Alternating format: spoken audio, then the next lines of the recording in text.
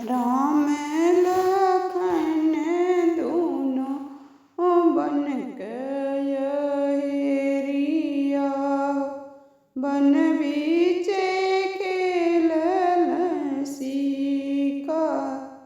राम लखन दुनो बन हेरिया बन बीचे खेलल शिकार।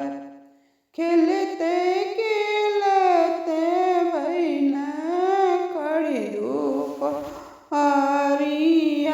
हो लगी गइल भूखिया पियास। खेलते खेलते भइल ठीक दुपहरिया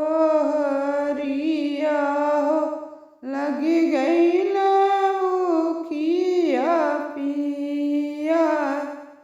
बहरी बाटुकी भीतर ए माता हो एक बूंद पानिया पियावा।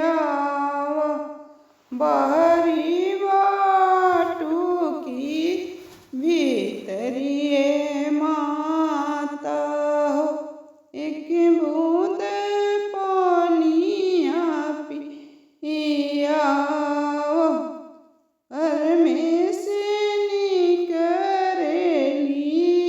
माता हो सीता ली रानी पूछली दोनों लोग के हाल। घर में से निकरेली माता हो सीता ली दे पूछली दोनों कुंवर के हाल। के कर हई बाबू उलरू से दुलरू कमने बहिनिया जेठ भाई।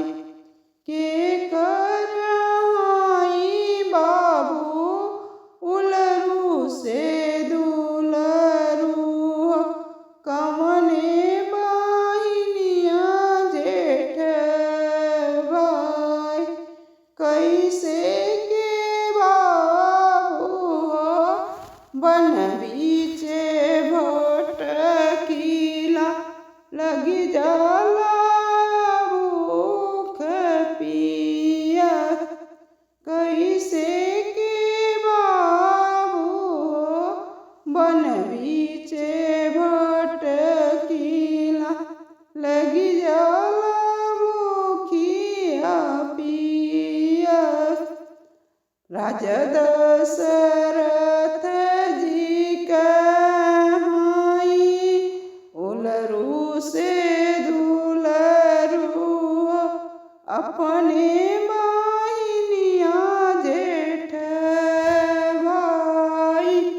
राजा दशरथ जी कहाई उलरू से दुलरू अपने बहिनिया जेठ भाई। हम तो ही माता बन बीचे